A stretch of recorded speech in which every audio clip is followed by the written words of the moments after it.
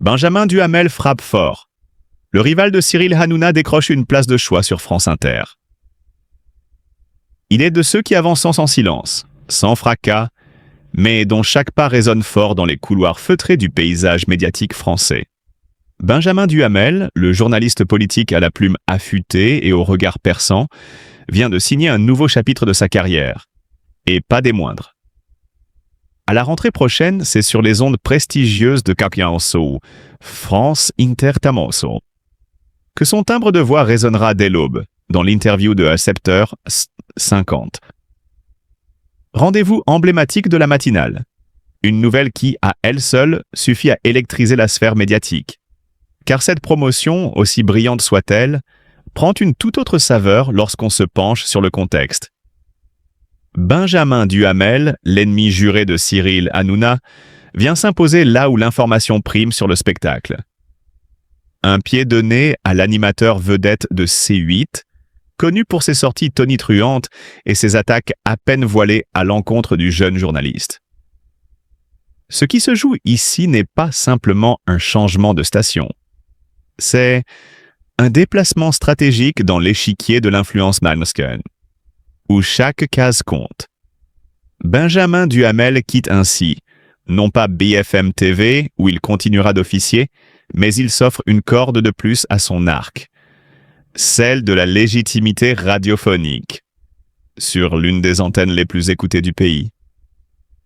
Il succède à Sonia De Villers, une voix respectée et redoutée, preuve que le journaliste n'arrive pas en touriste, mais en conquérant. Né dans une famille où l'information est presque une tradition, il est le neveu d'Alain Duhamel. Benjamin n'a pas eu besoin de ce patronyme pour se faire un prénom. Brillant, rigoureux, intransigeant, il a su s'imposer par la finesse de ses analyses et la précision de ses interviews. Son style, sobre mais incisif, a rapidement séduit les téléspectateurs de BFM TV. Avec France Inter, il s'offre désormais un autre public, une autre scène, un autre rythme. Plus exigeant peut-être, mais aussi plus gratifiant.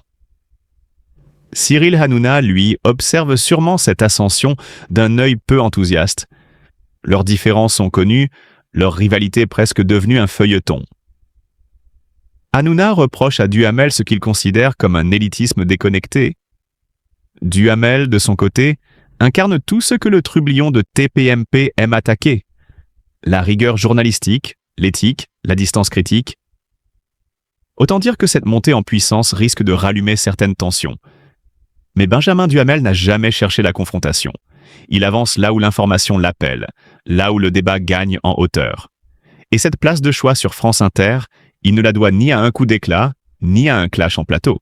Il la doit à des années de travail, de constance et de sérieux. Il vient rappeler à sa manière que dans le tumulte des polémiques et des buzz, il existe encore des journalistes qui croient à la force des faits et au pouvoir de la parole posée. À la rentrée, pendant que certains feront du bruit, Benjamin Duhamel, lui, posera ses questions. Calme, précis, implacable. Et c'est peut-être là, dans ce silence tendu de l'interview matinale, que se jouera la plus belle revanche. Benjamin Duhamel fait son entrée sur France Inter. Un nouveau chapitre, une mission politique en ligne de mire. C'est une de ces nouvelles qui circulent d'abord à voix basse dans les couloirs feutrés des rédactions, avant de faire l'effet d'une onde de choc dans les sphères médiatiques. Benjamin Duhamel rejoint France Inter. Ouais, vous avez bien lu. Le jeune prodige du journalisme politique, déjà bien installé sur BFM TV, élargit son champ d'action et s'apprête à prendre les commandes d'un rendez-vous emblématique.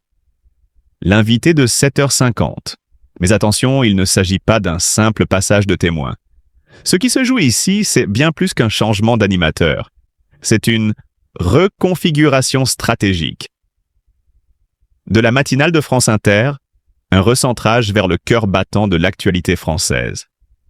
La politique. Fini les allers-retours entre les univers culturels, économiques ou sociaux. Désormais, le cap est clair. La boussole est électorale. Le paysage politique hexagonal s'apprête à entrer dans une zone de turbulence, avec les municipales de 2026, puis l'échéance majeure de 2027, la présidentielle. Et France Inter a décidé de mettre toutes ses forces dans la bataille de l'analyse. Et qui mieux que Benjamin Duhamel, héritier d'une grande lignée de journalistes, pour incarner ce virage?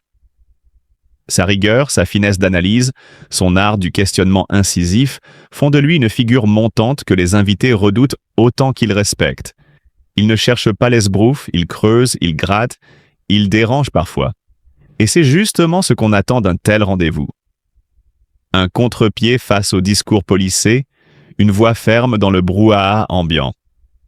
Mais qu'on se rassure, cette arrivée, sur les ondes de Radio France, ne signe pas la fin de l'aventure BFM TV pour Benjamin Duhamel. Bien au contraire, le journaliste continuera d'y officier avec la même intensité. Ses émissions du soir, son rendez-vous dominical et bien sûr, les grandes messes électorales. Il en sera toujours l'un des visages phares. Une polyvalence rare à l'image de cette nouvelle génération de journalistes qui jonglent avec les formats, les supports, les rythmes sans jamais perdre le fil rouge de leur engagement. Informer, questionner, décrypter. Ce double d'ancrage, radio d'un côté, télévision de l'autre, reflète aussi les mutations du paysage médiatique français. À l'heure où les rédactions cherchent à conjuguer influence et indépendance, où les groupes privés investissent dans l'information avec des ambitions toujours plus vastes, le parcours de Duhamel illustre une forme d'agilité nécessaire. Rappelons que BFM TV appartient désormais au groupe CMA-CGM, piloté par Rodolphe Sadé. Un géant du transport maritime qui regarde désormais aussi du côté des médias avec une stratégie bien rodée. Alors, que faut-il lire entre les lignes? Une montée en puissance de Benjamin Duhamel sur l'échiquier journalistique? Assurément. Mais plus encore, une preuve que les médias traditionnels n'ont pas dit leur dernier mot face aux réseaux sociaux et à l'info instantanée. En misant sur des voix fortes, sur des figures crédibles, France Inter joue une carte audacieuse. Et dans cette partie, Benjamin Duhamel n'est pas un joueur de hasard. Il est un stratège. Un analyste qui, derrière ses questions précises, prépare déjà le terrain des futurs grands débats. Un œil sur les scrutins à venir, l'autre sur les coulisses du pouvoir. Dès la rentrée, à 7h50, les auditeurs de France Inter auront rendez-vous avec un regard neuf sur la politique. Et ce regard porte un nom. Benjamin Duhamel. Sonia De Villers. Une voix libre pour une nouvelle époque. C'est une page qui se tourne et une autre qui s'écrit sous nos yeux. Sonia De Villers, l'une des figures les plus singulières du paysage audiovisuel français, s'apprête à prendre un nouveau virage dans sa carrière. Mais attention, ce n'est pas une reconversion, ni une pause. C'est une métamorphose. Et comme souvent avec elle, elle ne choisit jamais la facilité, mais l'authenticité. C'est dans les colonnes du Monde, au printemps dernier, que la journaliste avait annoncé son départ de la case qu'elle animait jusque-là. Un adieu réfléchi, presque méditatif. Une décision qui ne tenait pas à l'usure ni à l'ennui, mais à une nécessité intérieure, celle d'inventer autre chose. Un format nouveau, un espace de parole sincère, un moment de vérité, loin de la cacophonie politique habituelle. L'idée est de se projeter sur le long terme, sur au moins 2 ou 3 saisons qui vont être très politiques avec la présidentielle en 2027. Expliquait-elle. Une phrase à la fois lucide et visionnaire. Car Sonia De Villers n'est pas de celles qui chassent après les petites phrases. Elle n'a jamais couru après le buzz ni tendu des pièges aux invités pour les faire trébucher. Elle veut comprendre, pas coincer. Écouter, pas piéger, et cela change tout. Dès le 25 août prochain, elle prendra les rênes du journal de 9h.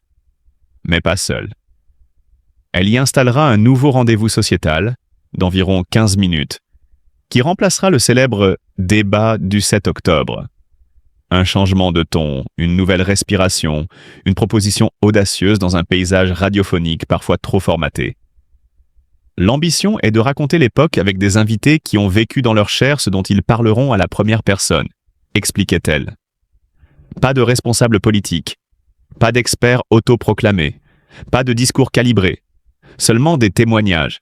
Bruts, sensibles, dérangeants parfois, authentiques, toujours. Une promesse rare à l'heure où les émissions de débat virent trop souvent au pugilat verbal.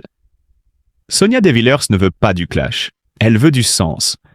Et derrière cette volonté, il y a une conviction profonde. C'est en écoutant ceux qui vivent les fractures de notre société, et non ceux qui les commentent depuis leur tour d'ivoire, que l'on peut commencer à les comprendre. Ce nouveau projet s'inscrit dans une rentrée médiatique marquée par de nombreux bouleversements.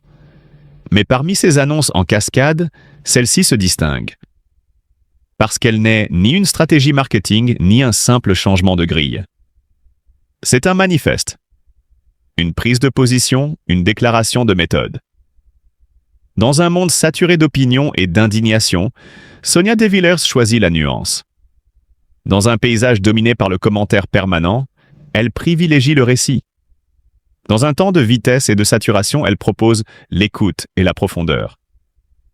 C'est une journaliste chevronnée, mais aussi une femme libre. Libre de ses choix, libre de son ton, libre dans sa façon d'habiter l'antenne. Et c'est sans doute cette liberté, si rare,